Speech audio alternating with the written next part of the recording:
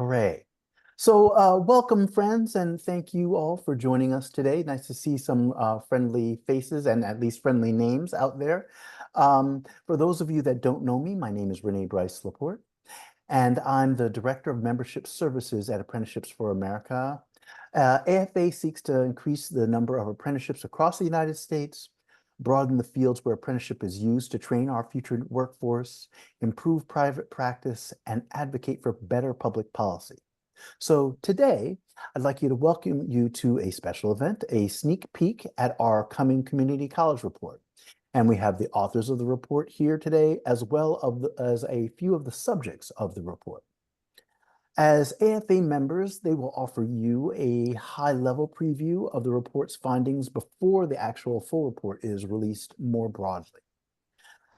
So while AFA has hosted several webinars over the last year or so, today's session is the first webinar as we open a new chapter. You'll notice that AFA will offer webinars more frequently and more consistently. We hope to offer you at least one, maybe two sessions per month. Who knows? Maybe we'll get crazy and account for 3 some months. You'll note that some of them will be for members only, and some will be for all comers. Today's is a members only event. AFA is making a push to increase its membership. This is part of that effort. A larger membership is going to offer us more legitimacy as we advocate on behalf of the field, help us better connect our members to each other, and draw better conclusions about the field and conduct better research. So we hope that you'll remind your colleagues and friends that AFA membership is currently free and it's quick and easy to join. All that we require is that prospective members complete a very brief survey, as all of you have done at some point, perhaps recently. I'll place, in a few minutes, I'll place the link to the survey in the chat, and you can share that with others. And if folks have questions, they can always reach out to me by email, and I'll place my email address in the chat. So without any further ado, I'd like to turn you over to AFA's Executive Director, John Colborn. John, you can introduce the subject matter and our principles for today. Thank you so much, Renee. Welcome, everybody. Great to have you here for our first ever membership only webinar. And my job, at least at this stage in the meeting, is very quick. I'm just going to introduce my co-authors who are going to be presenting the report. And that is Denise Nemley, who's our research and communications coordinator for the organization. And then Bob Lehrman, who, of course, you all know, but who is also my board chair, my boss, and an amazing researcher to work with, I can tell you. So, Bob, I just have to put you on here. I think with that, I'm going to turn this over to, sorry, is it Denise first? It's Bob first. It's Bob first. I'll start, gosh. All right. Thank you. Maybe Denise can put up the PowerPoint. I got that. Well, welcome everybody, and my camera seems to be out of sync, so I'm going to cut the video. We have thought about this issue of community colleges and apprenticeship for a long time. A number of us have looked at the issue, hoped that community colleges can play a bigger role. And basically, we're looking for all sorts of institutions that can scale apprenticeship in the United States. And community colleges may have that opportunity. I want to acknowledge Denise, who did a great deal of work on this project, John overseeing it, and including Tamar Jacoby, who has studied community colleges from a variety of perspectives, but could not, because of other commitments, do the full report. And so we took that over and have come up with a final report on the research. Next slide. Next slide. Okay, so why study community colleges? I mean, most of you know all these points that they're ideally placed, and there are a lot of them. There's a community college in almost every, within a half hour or an hour of almost every person in the country. They often do workforce development alongside their other activities of two-year colleges and the transfer function. They have managed to recruit learners, although the numbers have declined in recent years. They've worked with government funding. They have a good deal of staff that has to track how students are doing, payroll, and so on. And many of them have good experience providing supplemental support for students who may have difficulty. Now, in the apprenticeship world, many community colleges are already providing related technical instruction. We estimate at least a quarter of the technical instruction is done by community colleges. They have some funding, but community colleges have had the problem of sort of being all things to all people.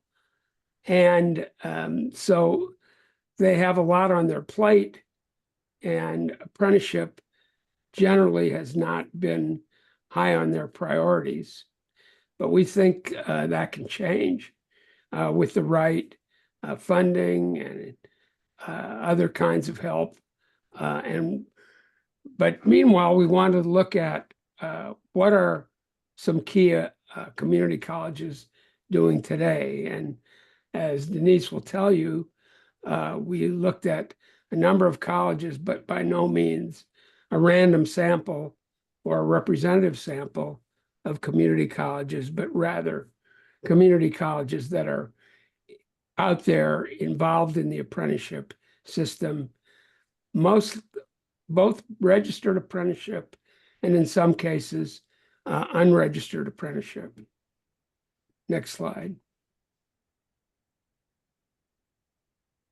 Okay, I'm going to turn it over to Denise, who will give the research design, the questions, and the answers, and then we'll turn to policy. Denise. Great, yeah, thanks, Bob. So let's start by talking about research design. So our approach started with a comprehensive review of the existing studies and data, which provide us with a solid foundation. And then from there, like Bob touched on, we conducted a national study to identify community colleges that would be suitable for our case studies, narrowing it down to 18 colleges. From there, we conducted 20 in-depth interviews as well as an organized focus group to gather different perspectives. Our goal was to create a roadmap for other community colleges looking to step up as intermediaries. Our research was guided by three main questions. First, why do some community colleges go beyond just providing related technical instruction to become full-fledged apprenticeship intermediaries? Second, what makes a good community college apprenticeship intermediary? And finally, how do these colleges navigate the various functions associated with these intermediary roles? So with that framework in mind, let's talk about the specific functions that community colleges can perform as intermediaries. So there's a long list here. We could see community colleges can perform a variety of different functions. These can include delivering related technical instruction, advising on the development of on-the-job training, actively selling apprenticeship programs to employers, recruiting apprentices, providing ongoing support to those apprentices, securing and packaging the necessary funding, and managing the overall apprenticeship programs. So let's start by looking at the first function in more detail, which is delivering related technical instruction, or RTI. Community colleges might take on the responsibility of delivering RTI directly, or they might arrange for it to be provided elsewhere, depending on the needs of the employer. Sometimes this instruction is customized specifically for the employer. In other cases, companies might send their own personnel to the community college to deliver this instruction. So let's look at some concrete examples of how different community colleges are handling RTI. For example, Harper College integrates apprentices into their existing courses, making the most of their current offerings. At Ivy Tech's Fort Wayne campus, they take a different approach by partnering with employers to deliver RTI directly at the workplace. Northern Virginia Community College has brokered arrangements with third parties like Amazon to provide specialized training. Meanwhile, Macomb Community College customizes their RTI for each employer, ensuring that training meets specific needs. And finally, California's community colleges have developed a collaborative model to handle RTI internally through state-backed collaborations. Next, we have in the role of community colleges in advising on development of on-the-job training. Advising on on-the-job training is all about integrating classroom learning with practical on-the-job experience. Community colleges often help coordinate class schedules so that they align with the needs of on-the-job training. They also play a role in developing and tracking the process of the training, ensuring that the training is effective and that apprentices are receiving the mentoring they need in the workplace. This also involves regular check-ins between college staff and company personnel to make sure everything's on track. Now let's move on to how community colleges are selling employers on the idea of apprenticeship programs and organizing those programs. Community colleges use a variety of strategies to engage employers. This can include cold calls, recruitment events, and even local media campaigns. They work to address employer pain points, presenting apprenticeships as part of a broader solution. Additionally, colleges assist employers in registering their apprenticeship programs, often using testimonials from satisfied employers and graduates to demonstrate the benefits. One-on-one meetings are another effective strategy, as they allow colleges to directly explain the value of apprenticeships.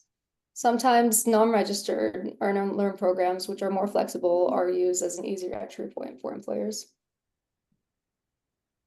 Now for some examples, Dallas College uses grants and longstanding relationships to attract employers, while Macomb College takes on a more public approach with radio ads and billboards. Alamo College tailors its outreach by addressing specific employer pain points, offering customized solutions. Cuyahoga Community College takes care of the regulatory and administrative aspects, making it easier for small businesses to participate. And Bay Area Community College Consortium is working to shift employer perceptions by highlighting the strategic value of apprenticeships. Now let's shift focus to how community colleges are helping recruit apprentices. While companies do often lead the recruitment process, community colleges provide significant support. They organize hiring events, info sessions, and outreach activities, including social media campaigns and connections with parents. Additionally, they link these recruitment efforts to students who are already engaged in pre-employment programs offered by the college, creating a pipeline for potential apprentices. So some examples of how this works in practice. Alamo College and Bridge Valley Community Technical College focus on upskilling workers who are already part of their employers' partner teams, as well as current students. Dallas College, on the other hand, reaches out to high school students through job fairs, targeting around 30,000 participants in their dual credit and early college programs. Trident Technical College hosts annual info sessions and signing days, creating a sense of commitment among participants, and Pima Community College organizes hiring events and info sessions with the help of their career development coordinators. So once apprentices are recruited, community colleges also play a crucial role in supporting them throughout the program. Support services for apprentices can include counseling, tutoring, and one-on-one coaching. Community colleges often provide essential materials like textbooks and uniforms and tools, and they help students apply and pay for industry certification exams. Additionally, colleges offer a range of support services like childcare, healthcare, and transportation assistance. They may also provide emergency funding, 24-hour on-call advisors, and organize ceremonies to celebrate apprenticeship milestones. So I don't think you're going to be able to reach them. They're above the fridge. You can try. If not, I'll just bring one when I call. Oh, here comes your dad. Will you let him in? So for some specific examples, Alamo College offers transportation assistance covering testing fees and providing uniforms, while Bridge Valley extends emergency financial aid for childcare and transportation. Dallas College pairs apprentices with mentors for personalized coaching, and Harbor College uses a coaching system for academic support. The Bay Area Community College Consortium assists with the California application system, and Cuyahoga Community College simplifies record keeping through a custom app. Colleges like Pima and Trident Technical College provide wraparound services, including mental health support and urgent needs funding. And lastly, Lake Region State College ensures training progression and addresses concerns through regular check-ins. Now, let's talk about how the community colleges obtain and package the funding necessary for these apprenticeship programs. Securing funding is a critical function that often involves pulling from multiple sources. Community colleges may braid funding from state, federal, and private sources, and sometimes tap into their internal resources. Employer contributions also play a significant role, with colleges often managing these funds to support the apprenticeship programs effectively. Now, for some examples, Trident Technical College uses state grants to cover tuition, fees, and materials for critical workforce programs. Lorain College takes a braided funding approach, combining company contributions, grants, state funding, and tuition revenue to create a sustainable model. Cuyahoga Community College secures employer contributions and appoints staff dedicated to managing these funds, particularly in industries like manufacturing and construction. In California, the Apprenticeship Initiative grants support innovation in non-traditional apprenticeships, funding new curricula and recruitment efforts. And finally, let's talk about the management of apprenticeship programs, which is key to their success. Many community colleges designate full-time staff, sometimes several, to oversee the management and reporting activities of apprenticeship programs. This is something that most employers don't have the time or resources to do on their own, but is essential for the program's success. So a few examples of how colleges might manage these programs are that Alamo College has a full-time senior advisor dedicated to managing student success, including screening and support services. Cuyahoga Community College uses an app to maintain compliance and manage apprentices' progress. Dallas College works with employers to align work schedules with academic requests, reducing dropout rates. Lake State Region conducts evaluations to ensure program quality. And finally, Harper College manages billing internally to maintain financial control and support. So that's it for the key functions, and back to you, Bob. Okay, well, thank you very much, Denise. We decided to take a close look at what number of community colleges have actually been sponsors. We know that a high share, I said more than a quarter, I think could be more than 50% of RTI is done by community colleges.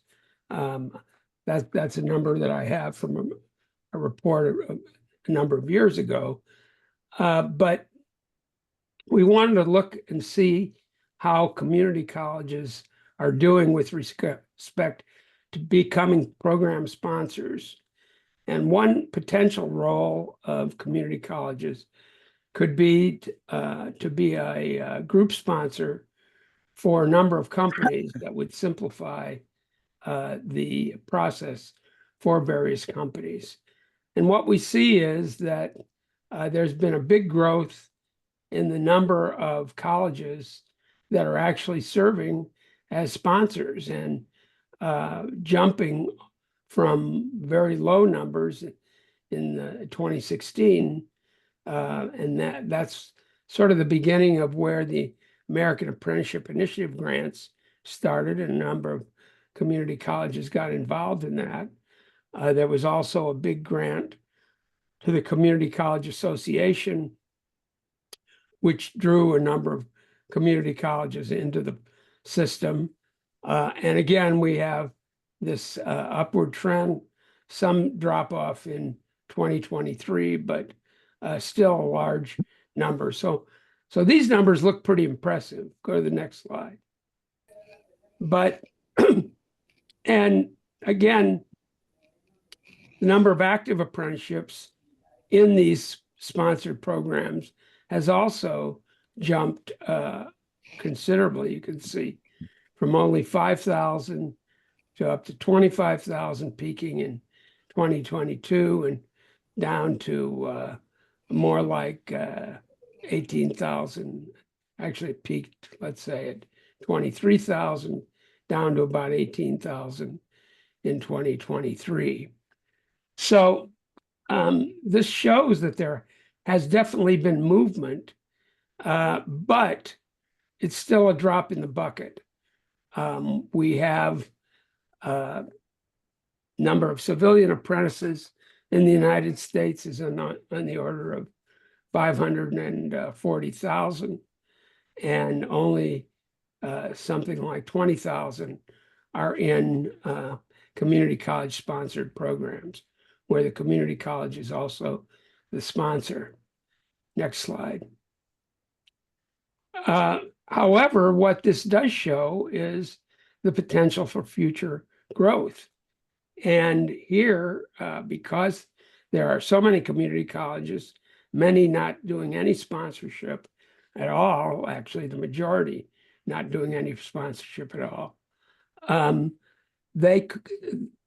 if we were able to stimulate community colleges to get involved in this field in a big way, they could increase their sponsorship of especially occupational programs. I mentioned group sponsors, and simply by persuading employers to start apprenticeships. We know that South Carolina, in Apprenticeship Carolina, it wasn't any particular college, but out of the college headquarters, they created a group of apprenticeship consultants that really jumped their numbers substantially. So this is just throwing out some numbers. If we had an average of 400 apprentices per year in the approximately 1,000 community colleges, they were able to sponsor or promote that number. We could, and each of them lasted, let's say, 2.5 years, we would add 1 million apprentices and start to scale to the level that we've seen in other countries. We believe that federal incentives could make this worthwhile. We have even a little plan to do that, but in the meantime, community colleges could move forward on their own. Next slide. In this group of 18, as I said, this was a selective group. Nearly all are performing almost all the functions. So only in the recruitment angle was there less than the full 18 doing recruitment, but even there, 15. And so they're all heavily involved. Next slide. So maybe John, I think you'd be the best person to tackle these topics. Sure. Thanks, Bob. And so, as we looked at community colleges, one of the things that really surprised us in the study is just how widespread or how embracing of the apprenticeship intermediary function that the community colleges we studied were in their approach to this role. I think when we went into the study, we assumed everyone would be doing related technical instruction and that they would sort of take one or two of these other functions. But instead, we saw, as you saw in that table, really widespread adoption of these apprenticeship intermediary functions. And that says to us that there's something really compelling in the community college model to support the apprenticeship intermediary role, and actually gives us some hope that the growth and development of community colleges in this role is in fact quite possible. That being said, we also were heartened by the relative diversity of approaches that colleges were taking on this, which also gave us some sense that there's flexibility in the role, that it can be adapted to local labor markets and individual employer or regional employer needs. And and that you can get started at a relatively small level, but can actually grow to relatively large levels. All of this we took as really positive in terms of pointing a direction in terms of where community colleges could go in serving as apprenticeship intermediaries. The last thing that I'll just say is that we think another piece of the community college apprenticeship intermediary role that's strengthened by the way community colleges operate is the relationships that many community colleges have with their employers. And one thing we heard over and over again from the community colleges that were participating in this study is that they were able to offer apprenticeship as one of a number of services that employers were looking for. And so as they were doing calls on employers, they could really listen to what employers needed and then offer up a set of solutions that were relevant to the employer's needs, including apprenticeship. Nevertheless, I think like apprenticeship intermediaries everywhere, the employer recruitment is one of the toughest challenges of this work. And it's also one of the hardest functions to finance. So while instruction can often be financed and some of the support roles, once an apprenticeship is already started, this front-end investment in organizing and recruiting employers is some of the hardest money to find, or the hardest function to support. Let me also say that the money side of things also pointed to some of the challenges we face in this space. So we tend to celebrate braided funding and talk about community colleges being really good at braided funding. But the truth is it's an incredibly inefficient way to support this work. And it entails spending a lot of staff time managing multiple funding sources, being able to combine them, report on them, and even in a state where there's lots of resources available for apprenticeships, such as California, these resources tend to be siloed into particular functions or roles or programs that require then this high overhead funding model. And we think that there are one of the changes that we're going to need to see if we want community colleges to expand in this space is to create far more efficient funding mechanisms. We were really heartened that that community colleges really embrace this supportive services role. And I think it really speaks to the mission role of community colleges to support the success of their students. It really positions community colleges as a different kind of apprenticeship intermediary with access to multiple avenues to be able to support apprentices and apprenticeship success.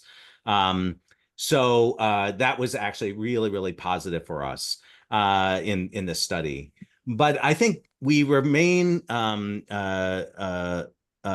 we continue to see opportunities to improve the environment that community colleges are operating in with respect to apprenticeship, particularly around the funding models and some of the administrative burdens that they face in running these programs. So I think with that, I'm going to turn this back to Bob. Yeah, thanks, John. I would like to point out, draw on some data, not from this study, but from the American Apprenticeship Initiative grants that I was the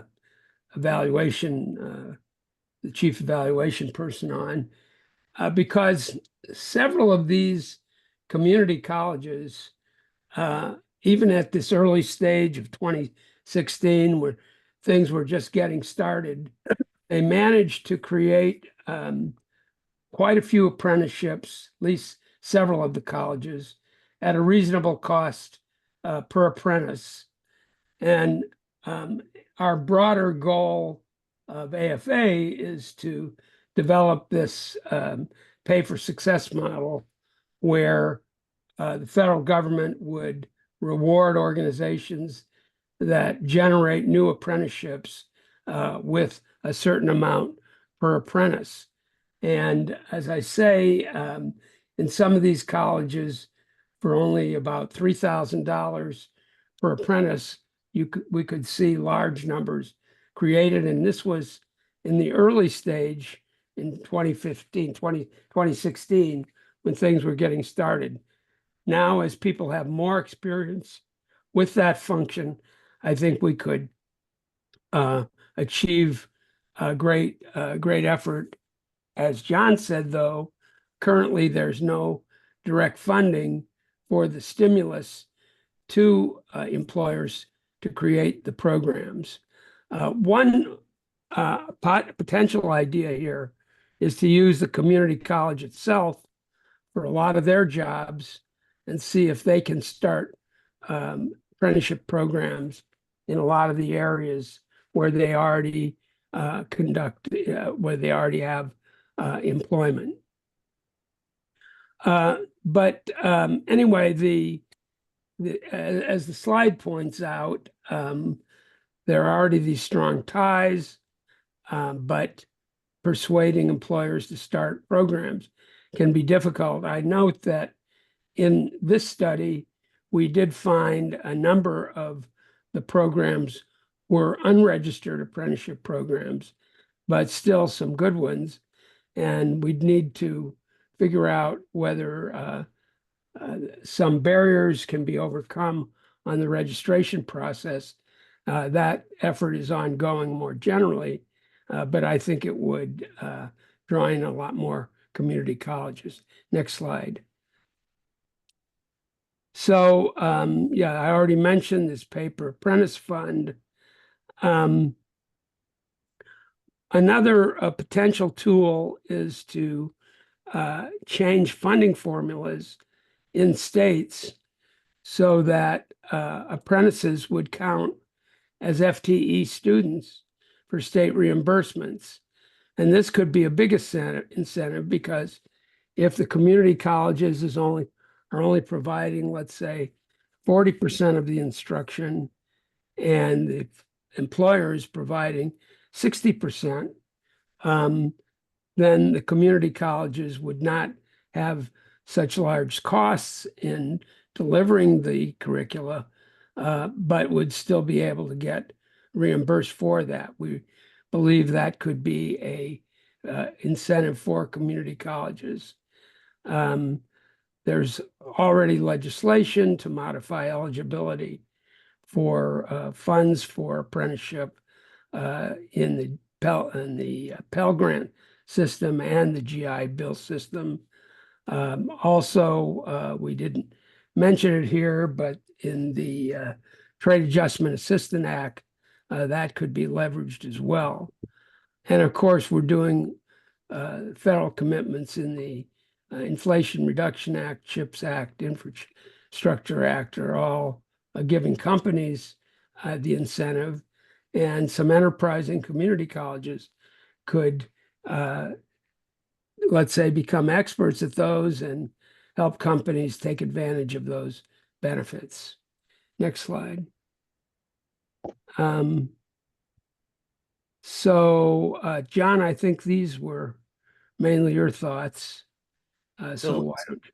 So, and we've covered a lot of them, so I'll go sort of quickly through this. But the first is, many, in fact, most community colleges are already doing outreach and engagement of employers. Apprenticeship represents another way to be able to offer a solution set for employers. We think this is a really critical part of serving as an effective apprenticeship intermediary and effectively leverages some of the work that community colleges are already doing. Another point for leveraging the infrastructure of the community colleges is to lean on the existing capacities around the delivery of related instruction, around student support, and so there's a lot within the existing community college structure that can be used to advance their apprenticeship intermediary role. We do think that a critical barrier is the sustainable funding model. And so we encourage community colleges to join us in advocating for better funding systems at the federal and state level. And in the meantime, to continue this really heroic work of braiding together funding that creates incentives and funds the work of working with employers. And then finally, we really think that the evolving role of a community college should eventually embrace their role as sponsors. We know that when apprenticeship intermediaries act as sponsors and act as multi-employer sponsors, they are effectively driving down the cost of participation in apprenticeship and building up operational capacity to scale apprenticeship in this country. And so we think that's a critical next step for apprenticeship intermediaries everywhere, and for community colleges specifically. We also think that somewhat uniquely, community colleges are in a position to consider developing degree apprenticeship programs. We've been seeing quite a bit of developmental interest in degree apprenticeship in the United States, and community colleges can and in fact are playing roles in this developing area of apprenticeship. And then finally, one thing that would be really exciting for community college engagement in apprenticeship would be the idea of being able to tie their apprenticeship activity to credit-bearing work, and being able to provide students with credits that they can take from their apprenticeship to further education and training. And that's really something that uniquely community colleges can do. So let me just ask Denise and Bob if there's any last comments before we move to our panel. Well, one thing I didn't discuss, and we didn't discuss, is the dual enrollment role that community colleges are increasingly playing. And that can go together with selected state initiatives. Indiana and Maryland, for example, some extent Colorado, are generating in the area of youth apprenticeship starting in late high school, community colleges, by their ability to provide these dual enrollment classes in, let's say, occupational fields that a high school would find difficult to provide, can enter in that way as well. So we look for a lot of expanded potential. I think as the system grows more generally, more and more presidents of community colleges and other officials, state officials, will say, hey, let's do more to attract community colleges into this space with full enthusiasm. Excellent. So I think with that, I'm going to ask Denise, if you can, to help spotlight in the rest of the panel here. And I'm going to give you a chance to hear directly from some of the colleges we were working with in this study. I want to just say, of course, a note of gratitude to the community colleges who participated in this work. It's completely unrewarding and entailed lots of conversations with our interviewers and follow-up work and providing supplemental information to us. They were incredibly tolerant of our multiple questions. And so I just want to acknowledge our college partners in this work. Well, and we also want to thank our funding partners. Thanks, Bob. Do you want to just continue with that? Yeah, well, yeah, no, we couldn't have done it without the great support of Strata, who has been a source of help for us from the very beginning, and we're delighted to have used some of the funding to be able to perform this study. Thanks, Bob. I'm going to take you off spotlight and we'll go to our panel. So let me just ask Charles, Chris, Vicky. Let's just start with a quick bit of introductions. If you can just name your title and a little bit about your college. And Charles, do you want to lead us off? Yeah, sure. Charles Henkels. I'm the executive director for the Launch Apprenticeship Network. Launch is actually represents a collection of community colleges. So we initially started in inland Southern California. There were about 12 community colleges that were sponsoring programs independently, but there was a joint agreement that, hey, if we're going to make this simple for businesses, we can't have them negotiating so many complex contracts. So that's how Launch got started. We're fiscally sponsored by the Foundation for California Community Colleges now. So we're working with about 30 different community colleges and serving right now. I think we have active about 640 apprentices. Excellent. Thanks, Charles.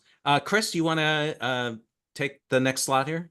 Yeah, sure. Good afternoon, everybody. Hard to follow Charles because he does incredible work here in California. So, Charles, good to see you, and definitely a model for all of us to follow here in California. Chris Allen, Dean of Apprenticeship Programs at Foothill College. And Foothill College has been involved with apprenticeship way before my tenure. For over 35 years, I've been serving as an LEA for our build and trade apprenticeship programs here in California. And I applaud the Foothill De Anza Community College District for having the foresight to create my position 6 years ago. So I came on about 6 years ago. And what really that does, that signals to our college and our community, our investment in apprenticeship. It allows us to have our own division on our college campus, such as a language arts or a BSS or a STEM division. Apprenticeship is our own division, and we work very closely with our local community to establish new apprenticeship programs that are new and innovative, but also take our college programs that typically have that unpaid internship model and flip it to an apprenticeship model to have multiple pathways for our students to choose from and specific industries that we can build apprenticeships for. So we serve as the LEA for 14 apprenticeship program sponsors, and we serve over 3,000 apprentices on an annual basis. And since this has come up twice now, so for those of us who don't speak Californian, can you just tell us what LEA stands A for? local education agency. It's a requirement from the state of California Division of Apprenticeship Standards for apprenticeship programs to have a local education agency. Excellent. Thank you. And Vicky, I think we got your audio working. Vicky, you want to take cleanup here? Sure. Can you hear me? Okay, good.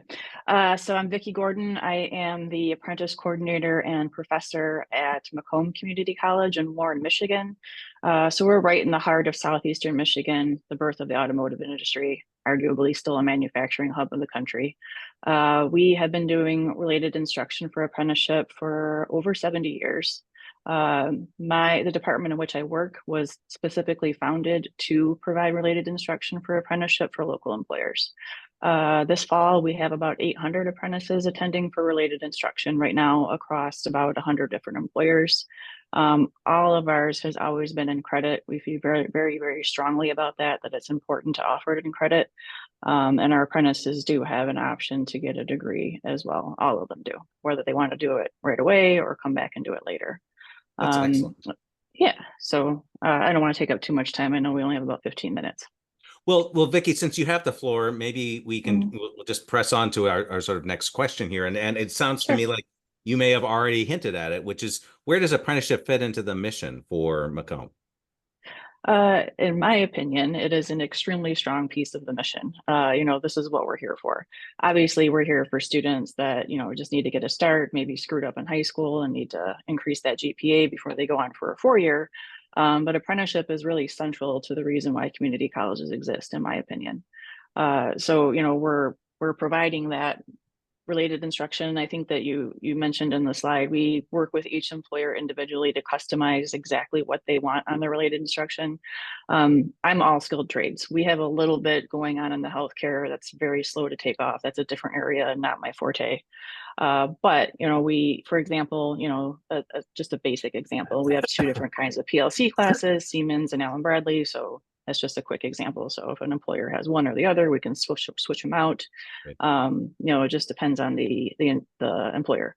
And we're not an intermediary. that started to become a thing back in like 14, 15. We're not interested in becoming one and have never been and are still not. But we have a workforce development board that's an intermediary, I can't say that word today, that's been helping a lot of employers, and another organization in the area that helps employers. And we, I can do the paperwork for the employer too on my own, and then they can send it to the DOL. So sometimes that's a little bit of a stumbling block, but it's a relatively easy process. But yeah, in my opinion, I wavered a little bit there. This is an extremely important piece of our mission. All Excellent. community colleges, yeah. Chris, how about for Foothills De Anza? For us, we've been very much in partnership with the building trades for a long time. So a lot of institutional knowledge around apprenticeship. And so for us to be in the place of building new and innovative apprenticeships, we're fortunate to be in California because there's an incredible amount of investment in apprenticeship. And I think for us, I'll take, for example, the semiconductor process technician apprenticeship that we're in partnership with here with our local employers in Silicon Valley. And to be in a position to provide technical assistance and also help employers who don't know apprenticeship, really help them understand the model and also guide them along the way in the registration process and also develop new courses.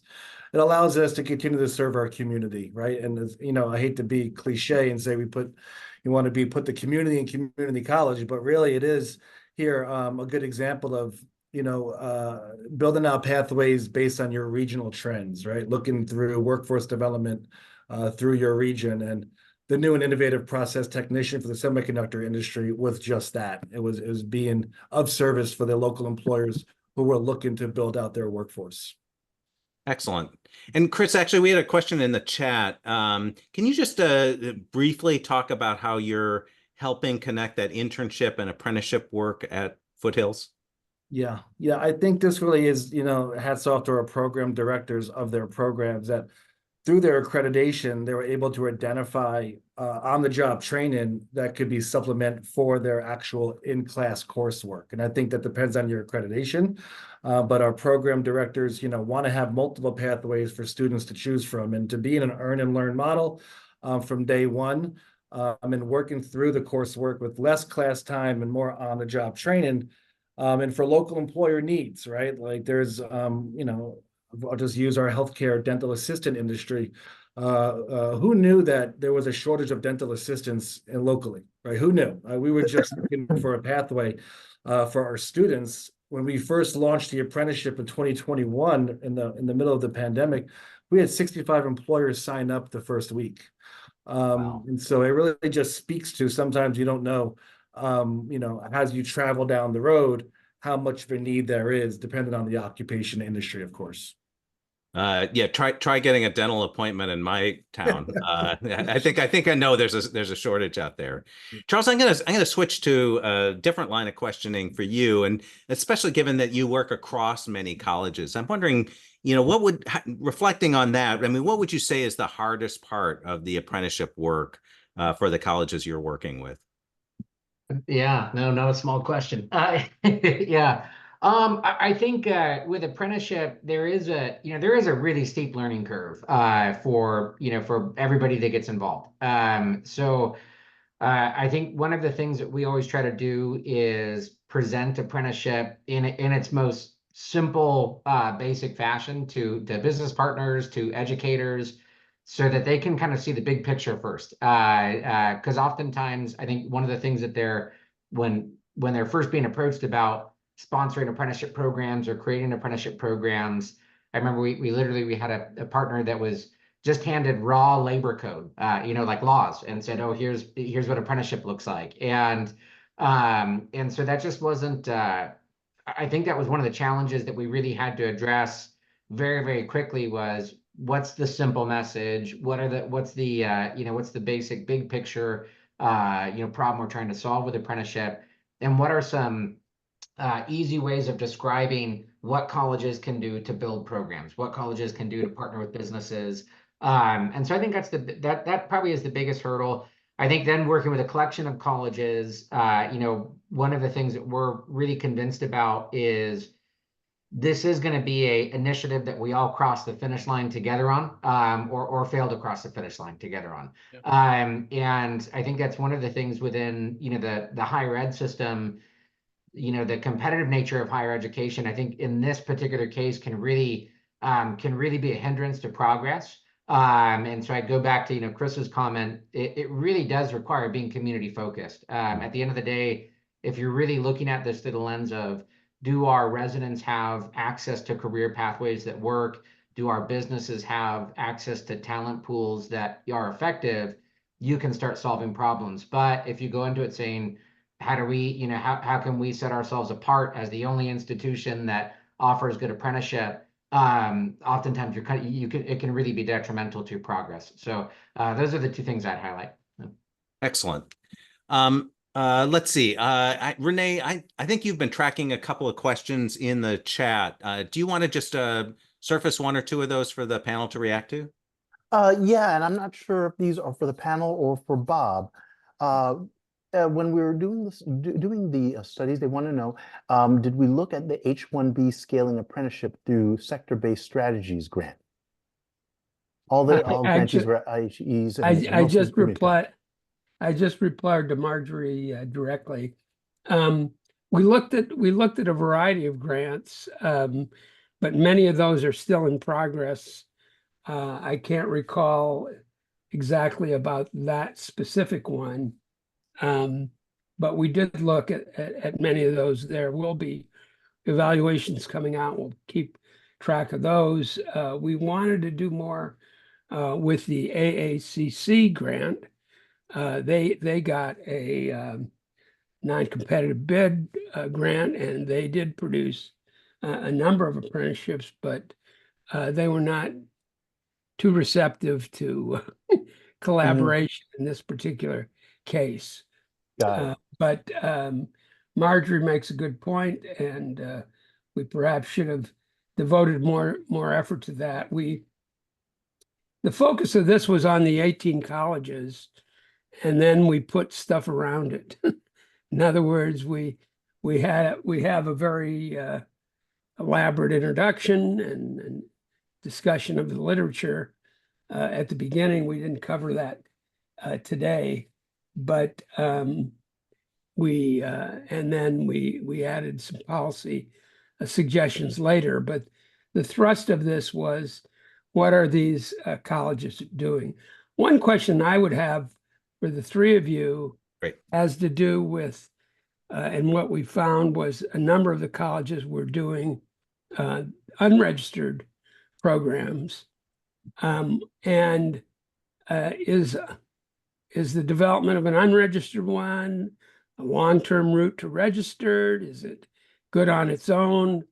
I know in construction it's a specific thing with registered apprenticeship, but what's your take on the unregistered sector? Yeah, Vicky, please. Let's see. Can you hear me? Yep. Okay, great. All right.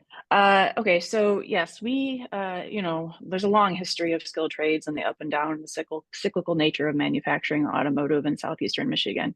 When I first got this job about 15 years ago, we had a number of smaller employers that weren't registering because of the fact that back in the day, a lot of their journeymen were poached by the big three once they completed their program. And so then the smaller employer had invested all this money and then the guy leaves, right?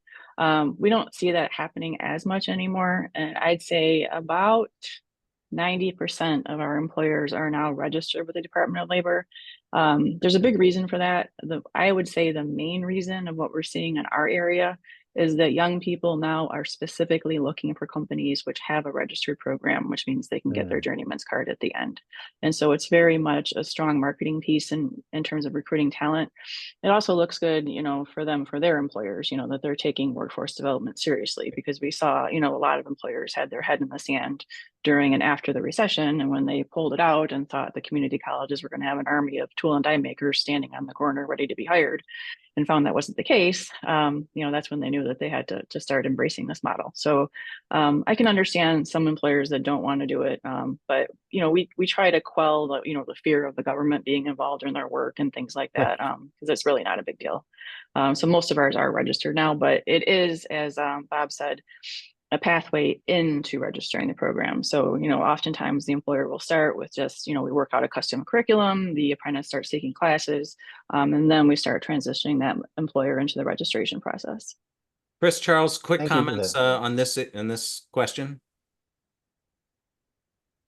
It wouldn't align with our goals. That would be the answer to my In question. California, We've that's got, right. yeah, California, we have a goal of getting to 500,000 apprentices, and we're talking about registered. And as Chris had mentioned earlier, there is substantial funding if we are able to register these programs and operate them accordingly. So it's a big priority to get them on that registered side. Yeah. Yep. Yeah, with the funding you guys have, you should be there right away. I mean, come on.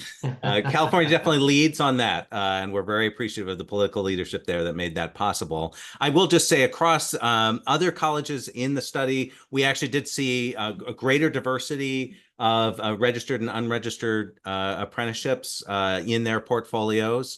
And I think this question of pathways, is the unregistered really a pathway to registered, is a really important question for us to understand as a field down the road. So that's something I see us coming back to over time. I know I get that question a lot from policymakers and from some of our funders.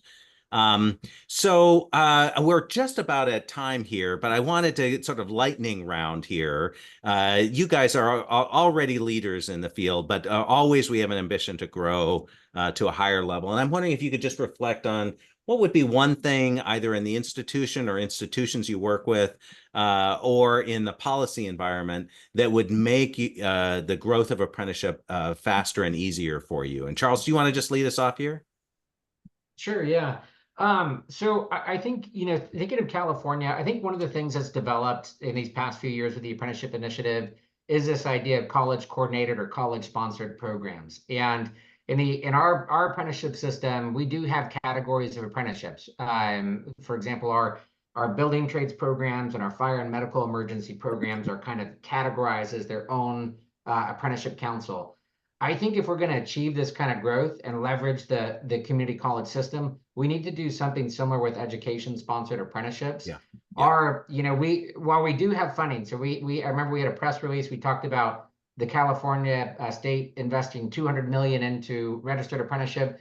That's only 0.3% of our higher education budget. And so I think part of the thing we need to be taking advantage of is the big infrastructure that's there by creating this category and being able to kind of regulate it accordingly so that it's set up well enough for students, businesses, and schools.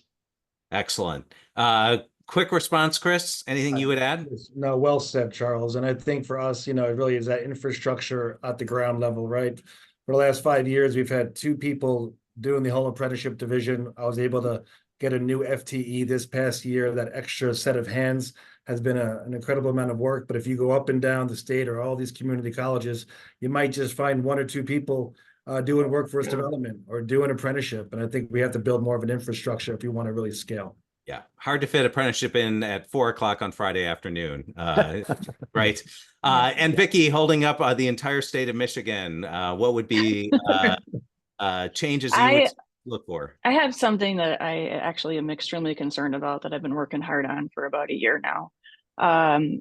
Our biggest issue we have right now is hiring qualified instructors. And what we look for qualification and skilled trades is a journeyman's card in the field. That is all we care about. Unfortunately, with the Higher Learning Commission, they recently last year changed their faculty quals to really put qualifying faculty directly into the hands of the community colleges, but there still are liaisons who work for the Higher Learning Commission who are misadvising colleges and telling them that a minimum of a degree is always required to teach, and it's simply not the case.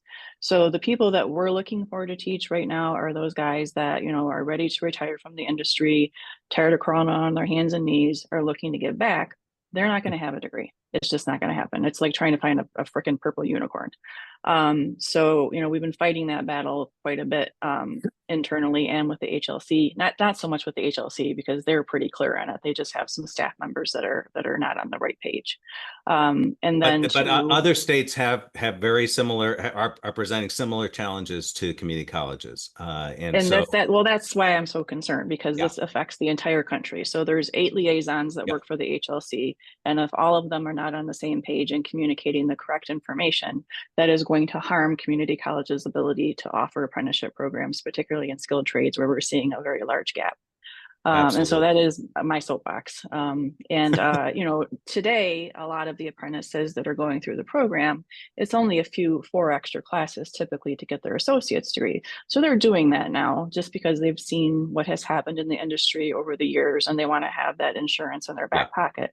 But the guys we're looking for to teach do not. So that is a big concern of mine. And so we're seeing it in our area because Henry Ford Community College, you know, a lot of the ones in our area aren't offering the programs anymore because they don't have the qualified faculty. So that's why we're so high right now. Yeah.